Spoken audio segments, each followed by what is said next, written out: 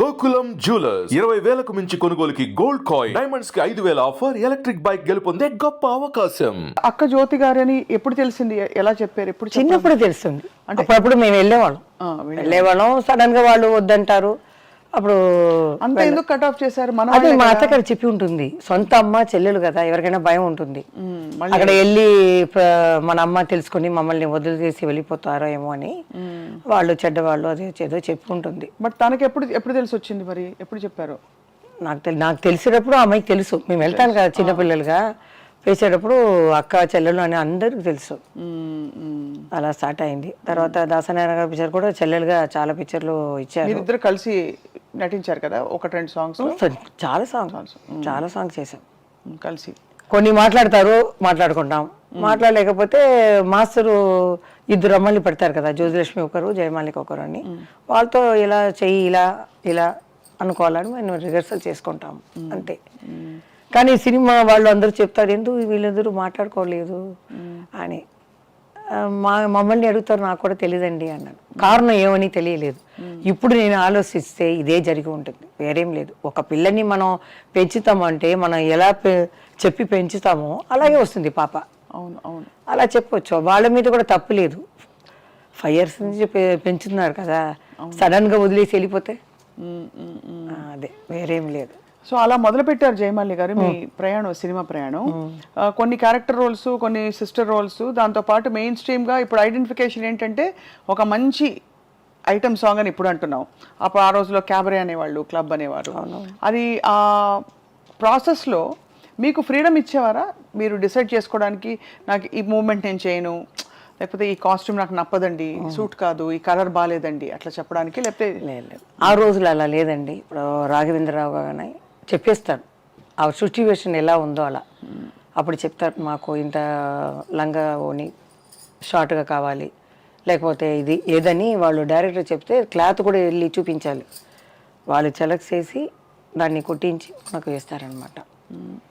అదే మేము.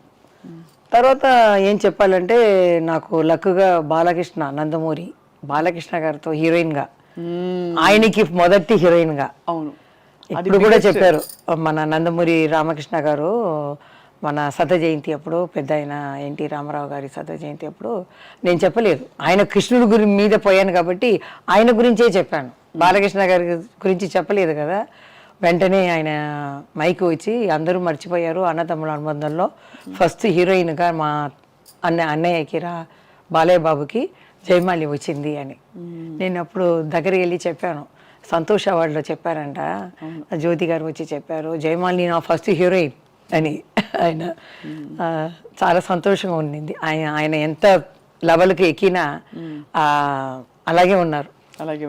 ఇప్పుడు హైదరాబాద్ వెళ్ళాను కదా, మన మెగాస్టార్ చిరంజీవి గారు కానీ బాలకృష్ణ గారు అందరూ ఆ ప్రేమ అలాగే ఉందా. కానీ ఈసారి నేను హైదరాబాద్ వెళ్ళలేదు, మనసు బాగలేదు. ఎందుకంటారు? ఆ 5 లెజెండ్ లేదు కదా ఫస్ట్ ఆ సమయం. ఇప్పుడు నేను వెళ్ళేటప్పుడు నాగేశ్వరరావు గారు, రామారావు గారు, కృష్ణరాజు గారు, శోభన్ బాబు గారు, అది సరే ముగ్గురు వెళ్ళారు. వీళ్ళిద్దరు కృష్ణరాజు గారు, కృష్ణ గారు ఉన్నారు అని కొంచెం మనసుని ఇది చేసుకున్నాను. ఇప్పుడు వెళ్ళేటప్పుడు కన్నీళ్ళు అలా వచ్చాయి. ఎందుకంటే బాల్య స్నేహం మనం మర్చిపోలేము. వాళ్ళ మాకు ఎలా రెస్పెక్ట్ ఇచ్చారు, మమ్మల్ని ఏది అనకుండా మాకు సహాయంగా ఉండారు, అది నేను మర్చిపోలేను. వెళ్ళగానే నాకు కళ్ళలో నీళ్ళు వచ్చినట్టు ఉంది. లేదు, ఈ ప్రపంచం ఉన్నంత వరకు వాళ్ళ పేరు ఉంటుంది, జీవిస్తూనే ఉంటారు, స్వర్గం నుంచి మన తెలుగు ఇండస్ట్రీని చూస్తూనే ఉంటారు అని నేనే ధైర్యంగా తీసుకొని వచ్చేసాను అనమాట. అదే ఎంత ఎమోషన్ ఉండండి మీలో. అంటే బయట చూస్తే ఎవరికి అర్థం కాదు. అంటే మీరేమిటో మీరు అందులో క్వైట్ చాలా ఎవరు మాట్లాడలేదు కాబట్టి ఇప్పుడు మాట్లాడుతుంటే అర్థం అవుతుంది, ఓహో ఇంత మనసు జయమాలి గారి మనసులో ఇంత ఉందన్నమాట అని. ఆ తర్వాత నాకు వయసు వచ్చి ఇప్పుడు చూసే కదా, అయ్యో ఎంత లెజెండ్, వీళ్ళతో చేసామే, ఏ భాగ్యం చేసామో, ఏ పూర్వ పుణ్య భాగ్యమో తెలియట్లేదే అని అనుకుంటున్నాను. వాళ్ళే కదండి మన సినిమా ఇండస్ట్రీకి పిల్లర్ లాంటి వాళ్ళు. ఇప్పుడు సెట్లో అంతా వాళ్ళతో ఇప్పుడు డాన్సెస్ అవన్నీ ఉన్నప్పుడు, షూటింగ్లు ఉన్నప్పుడు మధ్యలో మాట్లాడి పలకరించేవాళ్ళ మంచిగా? ఎన్టీ రామారావు గారు అంటే సైలెంట్గా కూర్చుంటారు, నమస్కారం పెడతాం మనం. పెట్టేస్తే సైలెంట్గా ఉంటారు. డ్యాన్స్ అయితే ఆయన ముందు చేస్తారు, నాలుగు సారి చెయ్యాలని ఆయనకి ఇష్టం అనమాట. ఆయనకి చెప్తే ఇలా చేయాలి ఇలా చేయాలని నేర్చుకుంటారు. తర్వాత నేను వెళ్ళి రెడీ అంటే నువ్వు కూర్చోమ్మా కష్టపడవద్దు నేను చేస్తాను ఉండు ఇంకా 2 సారి అని నేర్చుకుంటారు. వాళ్ళు ఎలా ఉన్నా చెయ్యొచ్చు. ఆయన ప్రాక్టీస్ చేసి మీరు ఎలాగో సీజన్డ్ కాబట్టి అలా వచ్చేవారు. అలా కాదు, ఆయనకి ఆ కసి బాగా చెయ్యాలని.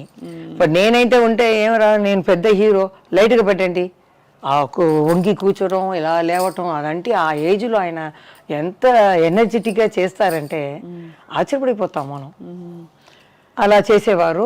1 టేక్లో అయిపోతుంది వంట అయిపోతుంది చేసేవాళ్ళు వాళ్ళు. ఆ టైంకి వచ్చేవాళ్ళు. అదన్నీ మాకున్న కొన్ని వాళ్ళ నుంచి మేము నేర్చుకున్నాం ఈ రెస్పెక్ట్ అనేది. రామా రామా అంటారు, రండి రండి అంటారు. ఇలా పెద్దవాళ్ళని చూస్తే ఇంత మరదలు వస్తుంది. నేను కూడా ఇడ్లీకి వెళ్తే అలాగే వస్తే రండి రండి అంటాం.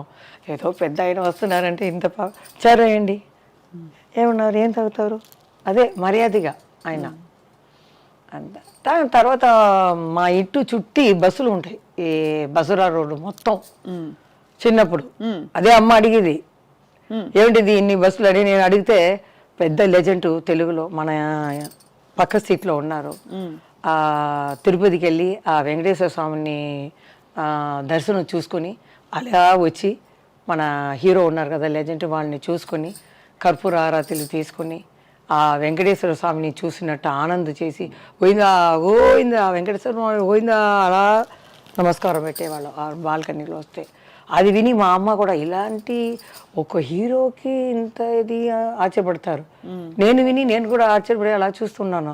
కొన్ని సంవత్సరాల తర్వాత ఆయనతో చేసే అదృష్టం దొరికింది. అదృష్టం అప్పుడు ఎలా అనిపించింది? నాకే జ్ఞాపకం లేదు ఏ పిక్చర్ అని, బాగా జ్ఞాపకం వచ్చింది ఈ అన్నతమ్ముల అనుబంధం. తర్వాత ఆయనతో కొట్టుకుని పోతాను ఆయన్ని, సన్నజాజులు, ఈ తర్వాత నా పరువం నీ కోసం, డాన్ హిందీ. అవును, ఆ పిక్చరు అన్నీ ఎలా వెళ్ళిపోయింది. ఏం చెప్పరు కానీ మన లవ్ సీన్ అంటే కృష్ణ గారికి పెద్ద ఆయనతోటే ఉంటుంది. అదే ప్రాబ్లం, కృష్ణ గారికి రాదు. ఇక్కడ వెళ్తే నన్ను చూడకుండా అక్కడ సైడ్ గా చూస్తారు. ఆయన డైరెక్టర్ చూడరా, ఆయన కొంచెం ఇదే కదా సిగ్గుగా ఉంటారు. అన్ని పిక్చర్లో ఎన్టీ రామారావు వాలంటీర్గా రా అని చెప్పి నేను ప్రేమించాలి. అలాంటి క్యారెక్టర్లు నాకు. అవును అవును, మీరే బలవంతంగా ఆయన్ని వశం చేసుకోవాలి అలే అని. అది మన దానవీర సూరకర్ణలో ఆయనతో సాంగ్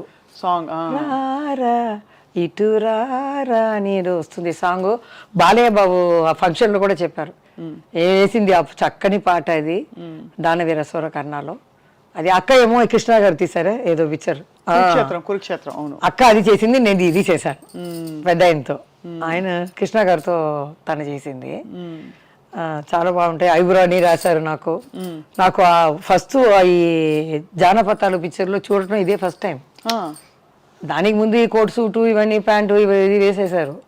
జానపదాలు చూస్తే ఆ సెట్ వెళ్ళగానే అంత పెద్ద గ్రీడం, ఆ నగలు అలా పెట్టుకొని అలా నిలిస్తే ఇదేంటి గంధర్లోకమా, ఎక్కడ వచ్చాము, ఇవేంటి కర్ణుడా, ఏం తెలియలేదు అని భయపడిపోయాను నేను.